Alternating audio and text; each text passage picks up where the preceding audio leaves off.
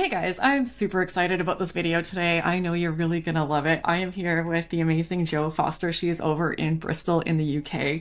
Jo became unwell with a really sudden onset of ME/CFS and went from being healthy to bedbound in a matter of weeks and lived with a life-altering ME/CFS for about 7 years. But despite having lived through some hellish years with this, Jo is now fully recovered. And after recovery, she went on to retrain as a nutritionist and now works supporting other people on their health journeys. So thank you, Jo, so much for doing this today. It's an absolute pleasure to be here. Just before we dive in, I just want to send out a quick member shout out. Our member shout out for today is Karen Lee Masters. Karen Lee, thank you so much for the support. I really appreciate it. It really helps to make content and interviews like this possible. If you're watching, you can click join under the video if you'd like to also become a channel member and learn about how you can support the channel and get help get more content like this out there and get access to instant perks and rewards. That was a mouthful. Anyways, Jo, thank you so much. So take us back. How did this all start for you? It was back in 2014 and I was living a very normal, busy life of a mid-20 something, and just pretty much overnight started to develop what I thought was glandular fever again, which I'd had a few years previously, and it just felt like intense exhaustion, all the flu symptoms, headaches, digestive symptoms. Over a matter of weeks I started to think like something weird is going on here. This is not normal to be feeling so unwell for so long, and things just declined from there really for me. So what did you think when this was happening? I don't imagine this felt normal. No, not normal at all.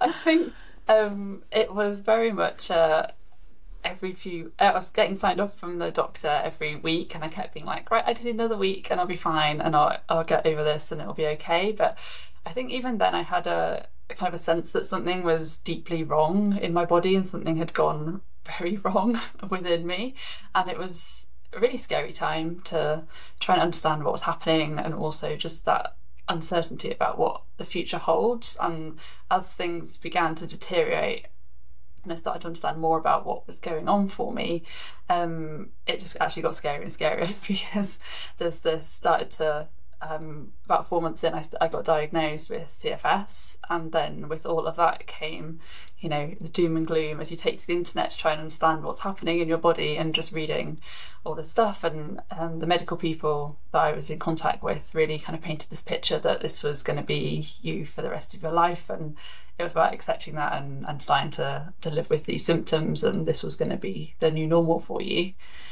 which is obviously completely devastating to go through at the time, and really, really scary. Yeah, because you were in your mid-20s. I believe you just got married. I think you just bought a house. Like life is really just starting, and then you get hit with this intense illness, and the medical professionals are telling you basically this is your life from here on out. I don't know how a person is supposed to process that kind of information. It's like running into a brick wall, and everything in your life that you thought was going to happen seems like it's sort of being taken away. Yeah. Did it feel like that? Yeah, life was absolutely put on hold, and actually felt like it was just completely unraveling in every area of life. You know, I had to stop work, had to move back to my parents because I couldn't look after myself during the day while my husband was at work. We just bought a renovation project, so we were supposed to be doing like this house together, and it was meant to be, you know, a really exciting thing to be doing together over years probably, and I ended up having to move away from that, and it's just everything came crashing down. Just symptom wise just got worse and worse as well, so it was that added on top of everything else. It was just a really difficult time. And it sounds like your doctors weren't giving you much in terms of a recovery program or direction on what to do from here. Not really, no. So I did get referred to a specialist clinic, and they were helpful in that they did seem to understand a bit about what I was going through, so that was nice to have that support, but there was no real way forward, and it was very much like, this is what life is going to be like for you. And I was given that lovely statistic of, you know, 5% of people recover, so expect that you won't get back to work, and yeah, this is what life's going to be like from now on. So you heard that lovely statistic that 95% of people don't recover, that so many of us hear or read in our Google search. So what did you think when you heard or saw that? Honestly, it was the motivation that I was going to be in that 5%. It was like, well, some people manage it, so what can I do to mean that I've got the biggest possibility of that happening for me as well? And that did kind of flip a switch in me, because I am quite competitive by nature. So it was just like, right, I'm going to do this, and bring all that determinism and achiever mindset into this, and go for it. And I've learned along the way that that's perhaps not the best approach in terms of recovery being the next thing you're going to achieve out in life. But at that time, it was probably what I needed just to kind of snap me out of it. But not that it was my fault that I'd got ill, but just that mindset shift around, you're going to be the person that has to do something about this, because you're not going to get the support from, the medical people that I'd been speaking to at that time. They did not have the answers for me. They did not have a way forward. And it was up to me really to try and figure out what that was. But the thing that I found really difficult at that time was not having the energy to be able to research and learn and look into things and digest information. And it was a very painful process of literally a few minutes here and there on a good day where I could look at a website, or I could read a few words on a page of a book that I'd bought that was to do with health or recovery. So it was a very slow process, but in those early days I did start to play around with food, and starting to realise that the food I was eating was contributing to symptoms or making symptoms slightly better for me. So that kind of sent me down on a little rabbit hole, one of the first of many rabbit holes that I went down in this recovery, of right, things that I'm doing are having an influence on how I feel. And that was the starting point for me to start thinking about, how am I going to change this for myself? Yeah, it's interesting the way people respond to, what do I do from here, and how that statistic impacts us. It resonated. I remember when I got sick and my doctor saying, I think sort of this overachiever in you might have contributed to you getting sick, not in a blame kind of way, but just your body is shutting down. But he said, I think this same personality is going to be what saves you. And I grasped onto that, like, okay, which in a way, like you said, is good, because you have hope and determination. But on the other side, you attack it with the same stressful sort of perfectionist approach that you do everything else in life, which I think most of us have learned does not work with any CFS recovery or long COVID recovery. Absolutely. Yeah, it's, you put that approach to it, but then it becomes the most important thing you're ever going to do. It's the most important project, and then how much pressure is attached to that if you're literally, it's like a life or death situation, and it's all on you to be that achiever to get there, and that's obviously going to create stress in the body as we go through that. So I think these qualities are so important to keep, and I celebrate them in myself and other people that have them, but it's getting them controlled to a point where they're not having a detrimental impact on health, and it's getting that balance between having drive and determination and wanting to achieve and do good things, but if it's not to the point where it's contributing to health issues. And I think we all learn along the way what that looks like for us. Yeah, and I think with that drive, a lot of times comes a lot of critical self-talk and a lack of self-compassion and pushing yourself harder and comparison. So we know that really amplifies our stress response and doesn't send very good messages to our nervous system. But yeah, there's good and bad to it. Yeah. So as you started going through this, you started talking about nutrition. So what did that look like for you? How did you address that? I have tried pretty much every diet that's out there, like an off-the-shelf style diet. In first place, it was actually a plant-based diet I went to as my first starting point. That was mainly because the digestive symptoms that I was experiencing were so extreme. I literally could only eat vegetable soup for about 6 months, and that was all I could tolerate without having intense cramping, diarrhea, all the things that come alongside that. So that was like, oh, a plant-based diet might suit me more. I felt like meat wasn't sitting well in my stomach, which I now know, I understand more about the body and how it works. Like, that's a sign of other things going on in the body. But at the time, with the knowledge I had, it felt like a plant-based diet was the way forward for me. And I probably did that for around a year, but now I look back and that was probably one of the worst things I could have done in hindsight, just because you miss out on so many key nutrients if you go down that route. So then I moved more towards paleo, and we see that kind of like seesaw that lots of people go through as well, around like, I'm plant-based and I'm keto and I'm paleo and all of these things. And I stuck with that for a good few years actually, and that felt safe for me. But things became more and more restricted as time went on, and new symptoms cropped up, and it's like, oh, perhaps it was that food I was reacting to, so cut that out, and then this other thing goes, and it becomes more and more restrictive. And I think it's really easy to fall into the trap of food being the thing we blame, because it's one of the few things that we can control in this illness. And it's really easy to think like, oh, I'm feeling worse today, so it must be that thing I ate yesterday or the day before, and that's the thing, when actually there are so many variables that come into this, and some of them we won't actually ever know. So you can do some of that detective work around it, but food being the main reason that you're experiencing symptoms and being the only thing you can change then becomes the focus for lots of people, and it certainly was for me, and just became more and more restrictive. And then that in itself was causing all sorts of fears around food and issues with food, and my relationship with food took an absolute dive, and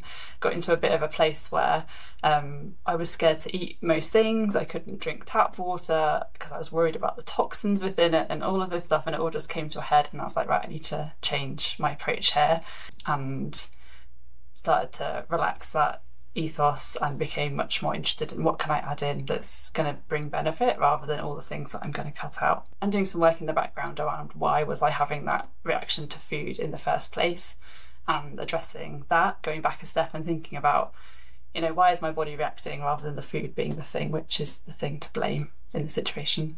Everything you just shared about food and nutrition, I'm sure resonates for a lot of people who are watching, because we all know it's important, right? What we eat is important and what we put in our body is important, but there's so much conflicting information out there, so it's hard to know what the right diet is. And there seems to be very much a mentality of, you need to fit in a certain box. So instead of listening to your own body, like you need to fit into keto or paleo or whatever that might be. And even when I was vegan for a while, I started sort of incorporating some meat, and it was an uncomfortable place even for me, because I felt the need to have an identity. What do I call myself? And then, the stress of it all becomes, I'm not eating perfectly. I ate the wrong thing. And it's unfortunate that food, something that should be nourishing and enjoyable, can turn into this really complicated, stressful thing that even if you are eating the right things, if you're so stressed out about it, probably aren't doing a lot of good. Yeah, absolutely. Yeah. If you're in that stress state, you're going to be less good at absorbing the food that you're eating in the first place. So you're eating that most perfect diet and all the rules and regulations that come with that. But if you're creating stress in the body, you're not going to be even getting the goodness from it. So it's a complex one. I know that diet and nutrition did end up playing a role somewhat in your recovery, but before we get into that, people always find it interesting to hear, like, what are some of the things that you tried that weren't so effective for you? Things that may be helpful for others, but for you personally, just didn't seem to be a good fit or helpful. I think brain retraining is probably the main one that springs to mind, as lots of people, and it's amazing that it does have this effect for so many people, that it's quite a kind of a sudden response to it. And I tried quite a few different programs along the way, but particularly the first one I tried, it was just at completely the wrong time in my recovery. It was quite early on, and it was an in-person few days in London, which was just the very act of getting there and going to it was way beyond what I could possibly manage at that time. And I don't know why I did it, but I think it's just sometimes you're so desperate, aren't you, that you just need something to feel like it's going to be the answer for you. And I was in a room with people that had, they were all still working. They were, I know the impact is still huge even when you're still able to work, but ticking along all right and just needing some support. And I was just so at the other end of that scale, it was just really even more worrying for me even, and it found it very difficult to be there, and I couldn't concentrate. I couldn't take any of the information there.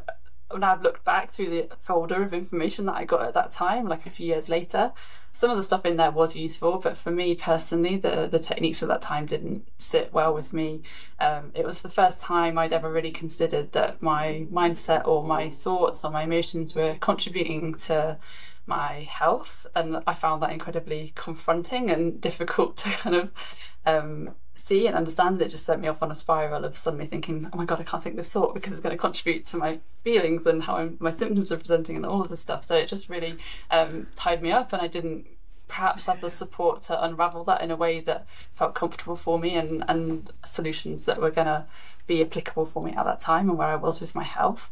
And I have tried various other programs along the way, the Gupta program, for example, and I've come back to Primal Trust probably in the last year or so just to see what it's about and have a go with that.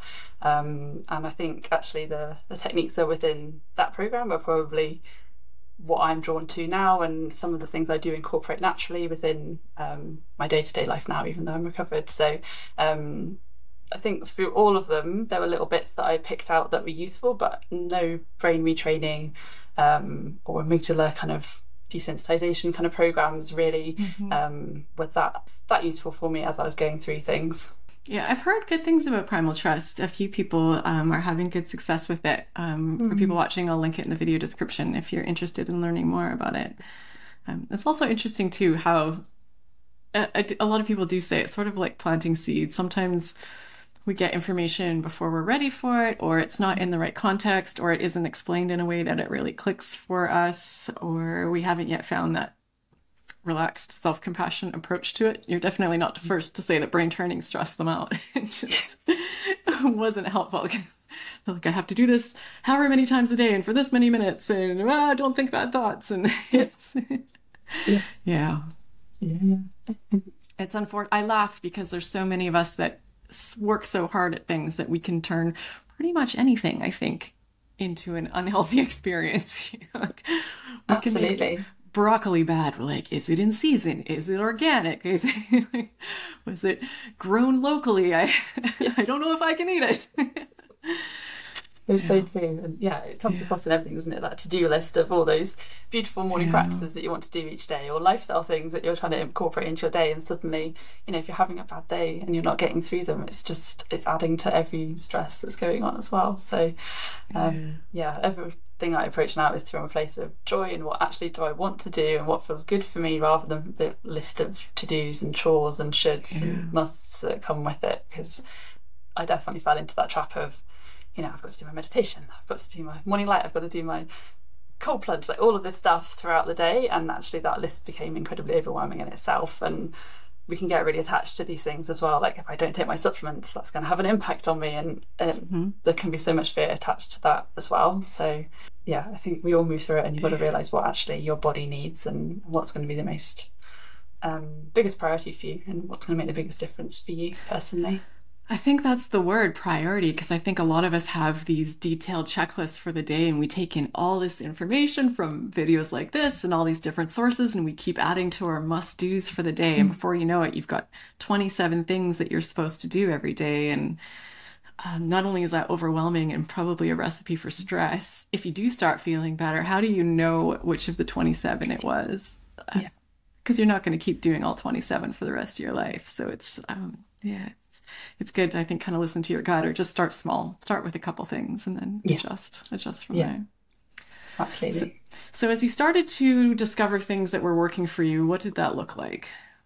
It was definitely driven by food and lifestyle in the beginning stages. So I've touched on lots of different diets that I was trying, and it was tweaking and experimenting and using myself as a guinea pig with all of those. But the lifestyle side of things had a huge impact on me as well. So just coming back to what we need as human beings to thrive, and it's all the basic things that often people forget about around morning light, and meaning that making sure we're getting outside if energy allows for it, and getting in touch with our circadian rhythms and sleep-wake cycles, and understanding that, and feet on the ground, and kind of a slower, simpler pace of life, and appreciating the small things day to day. Gratitude lists were really important in those early days. Learning how to rest and switch off the best I could, and that started to look like mindfulness. I started there, and having pockets of rest throughout my day. Probably watched a lot of TV when energy allows as well, because it was just that time when your world's fallen apart and you're not sure what to do. So I engrossed myself in things like Downton Abbey and things that felt comforting. And I think series and TV shows and things are kind of forgotten about actually as a relaxation tool sometimes. And I know they are an energy use as well, but just these things that brought a little of comfort to my day, a little bit of joy to my day, were really important in those early days. And then as energy increased, some other things came in around gentle movement. Yoga was really, really important to me in those early days of kind of connecting back to my body and starting to trust my body again. And then I did quite a lot of pacing and starting to get out for walks. And again, just going really, really slowly and building back up that confidence in my body and having lots and lots of positive experiences that felt safe and comfortable, and very, very gently kind of edged forwards from there. Was it scary for you when you started trying to reintroduce new things and activities into your life? How did that feel? Yeah, really scary. Yeah. I think because it's a protective mechanism, isn't it, to keep us safe, to have fear around these things. And I used to listen to that advice around, you do 50% of what you think you can do to keep it feeling comfortable and doable. And I was just like, no, I'm going to do it because I've got a bit of energy, and learned my lessons there around, you can't actually do that sustainably for the long term.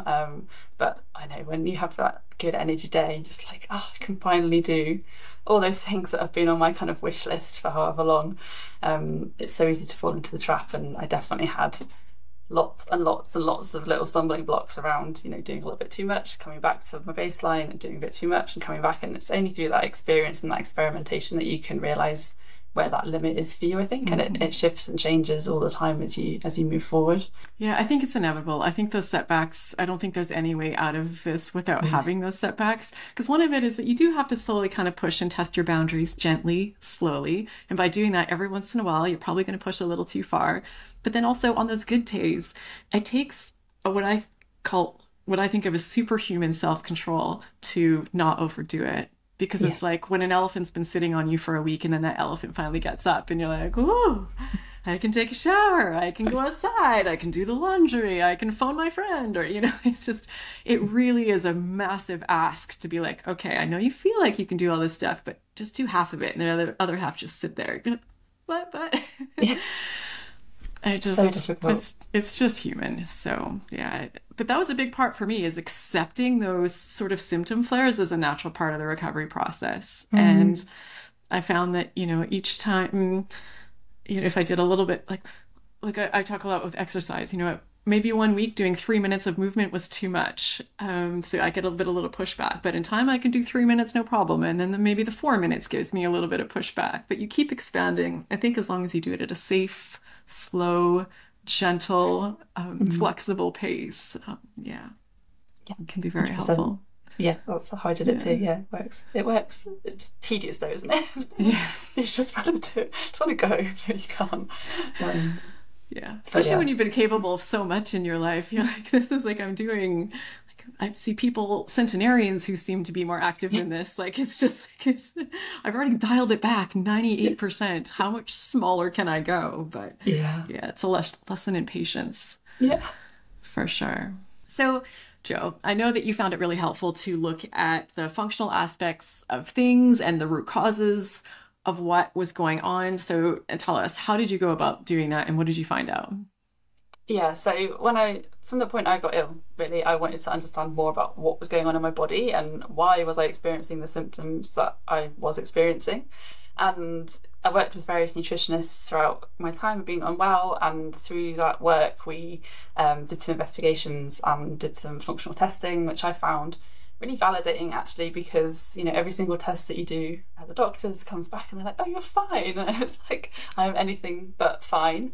And when we do some of these tests, which can show us a little bit more nuanced information, a little bit more detail around certain areas of health, it was really eye-opening to me to have that validation that something was actually amiss within my body. And there's also ways forward to work on it. So I did stool testing, I did hormone testing, blood tests, all these different tests, like throughout probably a good few years. And then I came across DNA testing, and it was probably the biggest light bulb moment for me in this whole recovery process around what was going on in my body and understanding about what I needed to do for myself to move forward and support myself. It kind of gives us the instruction manual for your body. So it was like someone had literally like pulled the curtain apart, and I could see exactly what I needed and where I was going forward from there. And we can from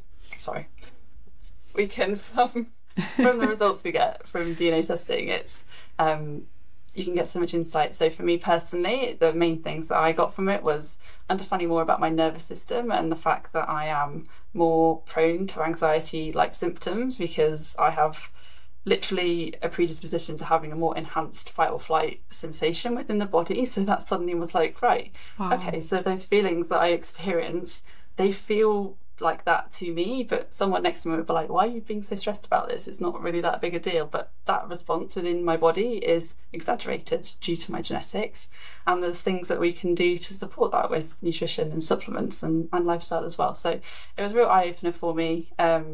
Lots around my nervous system, around not really having an off switch, that GABA glutamate relationship, and there are main neurotransmitters that control that off-on kind of activity within us, and my GABA's not great, which is that off switch. So understanding more about that, and it's like, right, that's why I can't rest and I can't sleep when I feel like that's all I want to be doing right now.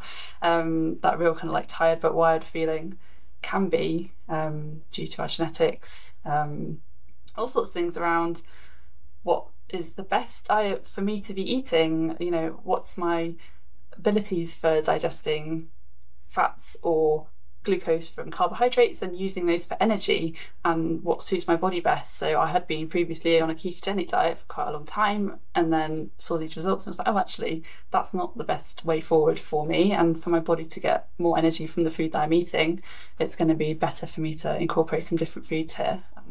Just kind of set me off on a different direction, but I also just had such confidence in the supplements I was taking, because everything was really tailored to what my body uniquely needed, and the foods I was eating, and there's comfort in that, I think, to understand you're supporting your body in the best way for you, but it also means that you've got that support in long term, because our DNA doesn't change, but there's lots we can do to influence it through food we're eating and the way we're living our life. That is incredible. I had no idea you could get all of that from DNA testing. I don't know how I have not gotten this done yet. This is amazing. I didn't know it could tell us about our nervous system and the way we react to things and give us such specific information about diet. I'm sure if I don't know about it, I imagine many people who are watching weren't aware that you could get this tested as well. Like, could you share a bit about ballpark of cost? You know, are people thinking like, am I going to have to sell my house to get this done? Is this feasible? It varies. So it starts from about £200 in the UK. But there's loads and loads of different companies out there doing it. So there's different options. I'd suggest looking for a company that specialises in nutrigenomics, which means that it's the way nutrition influences our genes. Those kind of two words coming together. And that means that all the advice that you would get from it would be actionable things, rather than if you do something like the 23andMe, you can get some insight from that. That's like the most well-known DNA test. And then you can run that information through different programs, but you usually end up with like a list of, honestly, like hundreds and hundreds of genes with no information about what they mean, which again is kind of one of those things around, you know, just getting this information and what you're going to do with it. Whereas if you go for a company that's doing a nutrigenomics approach, that's going to tell you exactly the nutrients and the supplements and things like that are going to be best suited to you. Amazing. Fascinating. I can't wait to check this out. And you talked about how it said, you know, there were things with your nervous system that made you unique. So how did you address that in your recovery or work with your nervous system? Because we hear a lot about that in recovery stories. Yeah. It was a big part for me as well. It was all sorts of things. So I talked about rest and kind of regulating my nervous system at the very beginning, and that looked like mindfulness, meditation, even just starting to breathe properly and understand that actually I'd had anxiety for most of my life and I hadn't even realised, because I'd just been so used to that sensation in my body.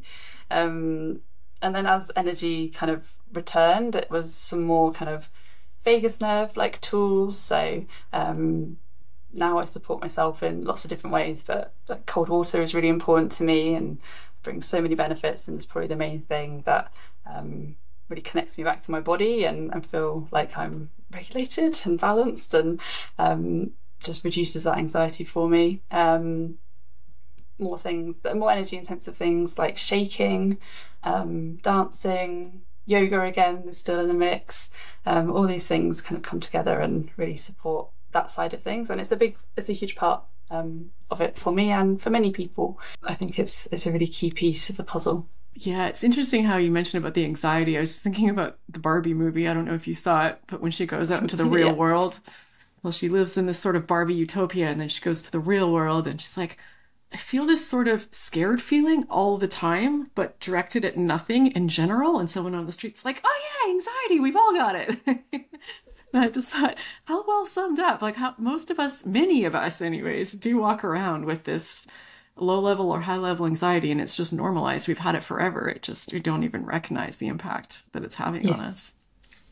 Yeah. And it's only when you start to sort of implement some of these tools, I think, that you start to notice what a lack of that feeling feels like, and then it's like, oh, so when it's coming on, that's a different sensation now, and you can start to see, and you know, if you can tip the balance to more time when you can't sense it, then that's great, and know what to do when it does come on and how to support yourself. That's amazing. Yeah, and there's great that there's so many things that you can do, because I remember when I first started to realize that I did have chronic anxiety, I thought, you know, from what I heard from, I saw a psychiatrist and they wanted to put me on medication, and it just seemed like medication was the answer. And for some people, I imagine it is, but that was just very scary to me. Like I was just broken and I would just have to medicate myself because my wiring was off for the rest of my life, which thankfully didn't end up being the case. That there's so many different things that we can do now, which is nice. Yeah. So you work now that you've recovered, you went back and retrained as a nutritionist. So what does that work look like that you're doing with people? Kind of similar to what I've spoken about with my own health, really. It's that understanding that root cause and getting to understand the why people are experiencing what they're experiencing. And then it's a mix of, it's difficult because I'm a nutritionist, but people always just think, oh, you just do food. But actually, there's so much more to it than that. So, you know, we might go for weeks without talking about food usually, actually. So it's nutrition, it's supplements, all of the lifestyle things around kind of coming back to who you are and what you need in life and what your body needs, mindset, environment, the whole picture. And always coming back to that root cause to understand why you are experiencing what you're experiencing, but also how do we make your body feel safe and move forward as well. I know we talked about this before. I really like your approach, that it seems like it's, because most of what we hear is about taking things away and restrictions, but you come at it in a more like, what can we add in kind of way. Yeah. And that's again come from my own experiences, and I don't want to be that person that is contributing to someone's relationship with food and causing stress. So it's absolutely what can we add in rather than take things out. I really don't use any kind of restrictive diets with my clients at all. Maybe occasionally a low histamine diet, very short term if symptoms are kind of right at the real limit for that side of things. But we're always going back a step to work out, you know, why are you responding to that food? Why are histamine foods a problem for you? And what can we do to support that, which means that you can tolerate more and more. And, you know, I mentioned I've been through all these restrictive diets and basically cut out most foods for a very long time, and slowly I've been doing a similar process of working out why I was responding to the foods. And you know, it's really important to remember it's not the food that's causing the problem, it's your body's response to it. So why is that happening for you? Let's work on that, and then it means you can tolerate more and more. And I've got to the point now where I can eat whatever I want, really, which is really nice, and enjoy food again. Yeah, we joked before about posting things on Instagram and people respond in all caps like, you eat bread. People have such fear responses around food, and it's scary. And you think that, yeah, it's just nice to know that even if you do have to temporarily take some things out, it very likely will be temporary, and your body learns to go back to having a normal relationship with a lot of these things. Absolutely, yeah. People get really excited when I like post a picture of like a cheese sandwich or something. It's like, oh my god, I can't wait till I can eat normal bread and normal cheese, and it gives them hope that a sandwich will be in their life again in the future. Yeah. So this is how we inspire people on Instagram. Everyone thinks it's by posting like the green smoothie or the avocado. No, you gotta like post yourself as a healthy person being able to enjoy gluten and dairy and and all of these things. That's what lights people up. Yay! Hope. Enough with your green smoothies. I love green smoothies. I'm not dissing the green smoothies, but think people know what I'm saying. So if people wanted to learn more about what you're doing or get in touch with you, how would they do it? They do that? Probably Instagram's the best place. So that's at Heal & Bloom, and my website as well has got a bit more information on it. So that's www.healandbloom.co.uk. Great. As always, this is all in the video description, so people watching, please expand it, go take a look. Jo is amazing. She's doing great things. And you have no idea what I put her through for this interview. She is a trooper. She has been so patient. We recorded this whole interview, and then at the end of it, it was beautiful. It was just perfect. And I looked down and I had not hit record. So we were just talking to ourselves. And then take two had a bunch of interruptions and the dog going crazy and my husband going home and me needing to redo things. So thank you so much, Jo, truly, for your patience today. I really appreciate this. This is such great information, and I'm glad you powered through, because I know people are going to appreciate this. So thank you so much. I really enjoyed doing it. It's a pleasure. And to those of you watching, I know this is a lot to take in. If you're not already signed up for my newsletter, I send those out and they have highlights of a lot of these videos, just bullet point really fast, what worked, what didn't, key resources that got them there. So there's a link to sign up in the video description as well if you want to get some of this stuff delivered to your inbox to ensure you're not missing out. So thank you again, Jo. Thank you to those of you watching, sending big hugs to all of you out there. I know this can be a rough journey. Just be kind to yourself. You'll get there. Don't give up. Thank you for watching. I hope you enjoyed this video as much as I did. I hope you got something out of it, and I hope to see you in one of these next ones.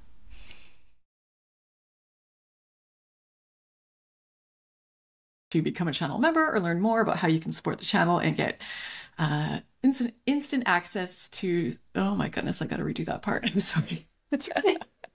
Access to instant instant perks and rewards. That was a mouthful. And when you, oh my goodness. Sorry, quick pause. I told my husband I'd be done recording at 11 because I usually am. So he's in the living room and the dog's going crazy. So bear with me for 1 second. It's one thing after another. I'm gonna have to send you a big gift, Jo. So done. Wouldn't have been such a big deal, except my dog goes crazy when my husband's out there. Like, there's no way he'll function without being allowed out. We just had exactly the same scenario in this house. So don't worry. Oh, really? I understand, yeah. It's like, you've got to get home at 5 o'clock and look after the dog so she doesn't bark in the video. You've come at this in a different way than virtually everyone I've talked to, and have some really, that whole question sucks. Wow. Like, how many sentences do I need to ask one simple question? Sometimes you get in your head and you're like, oh my goodness, where am I going with this? What words am I saying? I don't even remember what I'm trying to ask. I think we need to give ourselves a hug, a little round of applause. That was great. I actually felt like that one was better, so that was worked out for the best in the end. Okay.